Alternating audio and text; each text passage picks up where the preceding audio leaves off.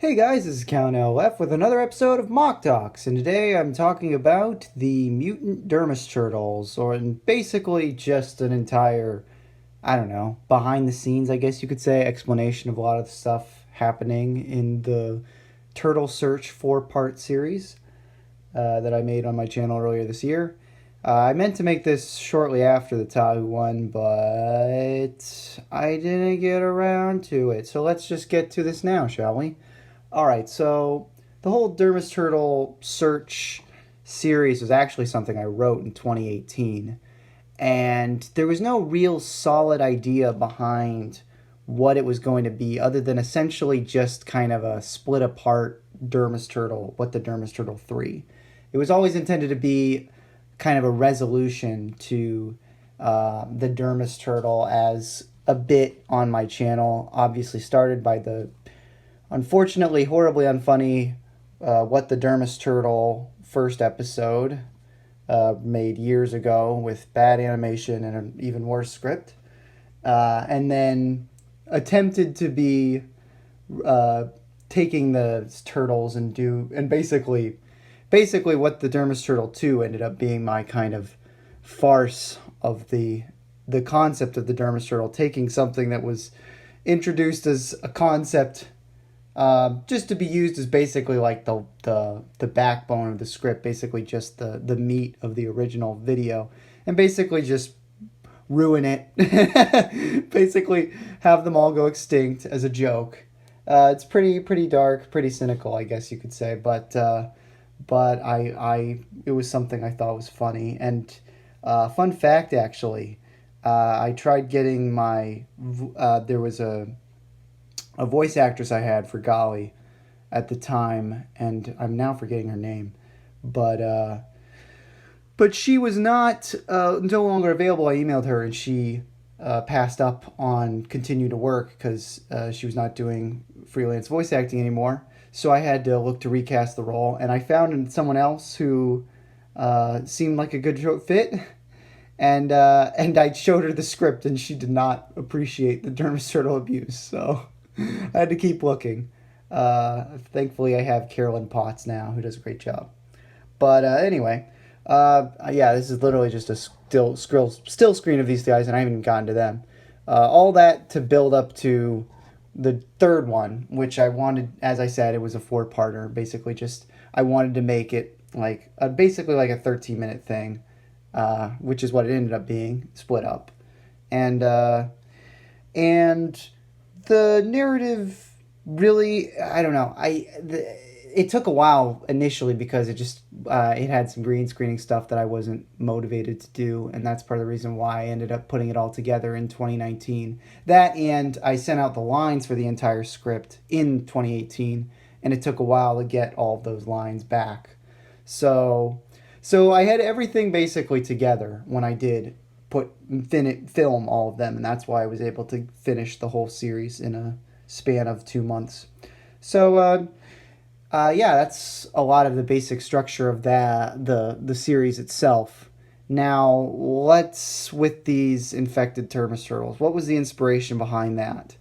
Um, I knew that I that was the thing. Obviously, from reading the and watching the four episodes, you can tell that a major part of the idea came from using the Mask of Time, and me wanting to play around with that as a joke, basically in the episode, and using the Mask of Time as a way to basically take the turtles and do something completely unexpected. To the idea of taking something that, okay, we can actually use time travel to save these things that we cynically thought we destroyed, or we basically actually we did destroy. Putting out a spark of hope in this miniseries, jokingly as well, because only Liwa, from the joke of the episode being that Liwa is the only one who actually thinks of that as a proper idea, and then they commit to it because it makes sense, at least in their discussion. And then finding out, alas, that Dermis turtles ended up becoming mutant creatures that destroyed everything. And of course, as I mentioned in the Tahu one, it ended up being just a fun way of teasing the Nuva events. And and so yeah, here I can talk about a few other things like that. I don't have any in the Nuva right here, but I did use the Nuva models because one, I haven't made revamps of the Nuva, and I wanted to make just the Tahu one as a proper one to interact with the current Toamata revamps that I have. And the other reason being that by having the smaller Toa Nuva, it makes the Dermis turtle mutants seem larger and more intimidating. Because obviously from here, they're kind of like, I don't know, I'm thinking Stranger Things, Demogorgon, the dogs from season 2, I guess. They're that size. Big old mutts, but they're not giant. And they obviously, since Callan's not quite the size, but since he's a little bit shorter than a Toamata, it obviously, if a Toamata is like right here, it looks like a much more sizable threat for, sorry, I meant Toa Nuva. But you got it. Basically, so yeah, another thing I can address is the idea that Tahu, or future Tahu, mentions in the episode that the infected biology of the Dermis turtle is the cause of these becoming these creatures, which of course, as I have yet to address, are based off the original Dermis turtle design made for the Bionicle Rahi contest years ago. And that idea I put in there essentially is just like a basic explanation. And I've obviously had questions asking like, well, why wouldn't the Toa go back in time and stop him from getting lava burned and go back further to save the turtle? And really, I can only give two BS reasons for not that. One, because they didn't think of it, and it's just the funny premise that I came up with. And going along with one, time travel never makes complete sense. Especially, I mean, obviously, you could really write it to make as much sense with your own rules if you want to, but this is a comedic bit. It was really just making the Toa look silly with the way they use the Mask of Time, and the humorous idea that actually using the mask responsibly to try and save a species ends up ultimately dooming everyone else. And the second solution being the idea that perhaps future Tahu took many years, and all of those years later, 5,000 years?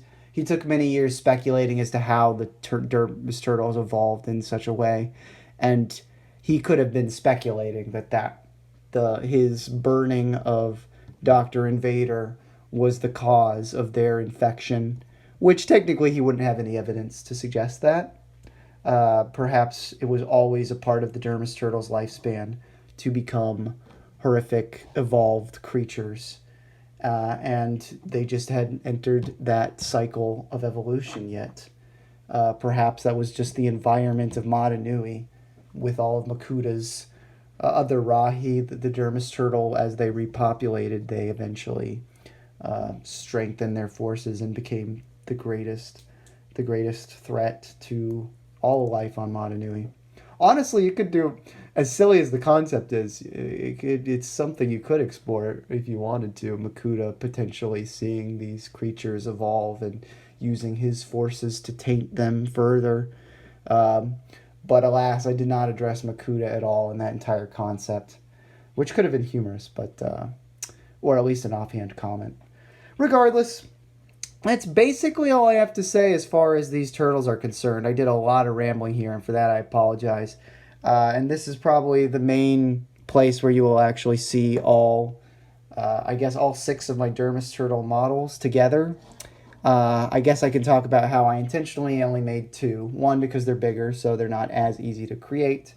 And 2, you want to have a couple of them since they are supposed to be a bunch, and that way you can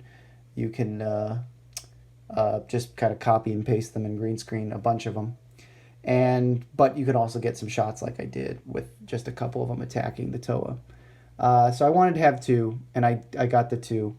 Oh yeah, and going back to the infected biology thing, the idea of him being an infected red turtle, being the reason why there's red in the color scheme of of this turtle, which also reflects the original, which has a horrible color scheme, as I think I've mentioned before.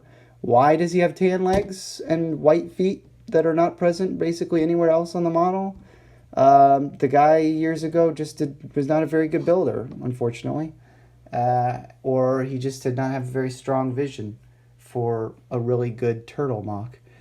And I did not even try to make the face accurate to his, although I did keep certain elements the same. This was the one, obviously the color scheme and the use of these silver Galak pieces were the main things I tried to keep as like a connective thing, because I thought clawed feet would look cooler than him using just the standard I believe Matoran feet in that he hit the original model had.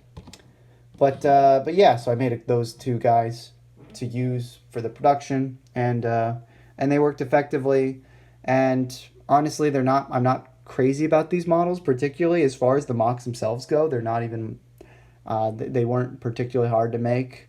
There's some kind of fun, messy stuff going on in the torso, but it's nothing ingenious. So I can't say how long I'll have these guys built, but I haven't gotten around to taking them apart yet. So I guess it'll all just depend on how valuable the pieces are. And hey, I guess I got to use Preston Stormer feet, his Stormer XL feet, which is really weird and doesn't make a ton of sense as a shell, but I did it anyway. So yeah, that was all a part of the final Dermis Turtle storyline that I will be doing. Perhaps Red Doctor Invader will still appear in the background, but the Dermis Turtle story is complete as far as its reflection in Mata, and hopefully you guys have enjoyed those silly videos, even though they're, you know, a bit of I guess a little bit more of a darker, twisted sense of humor.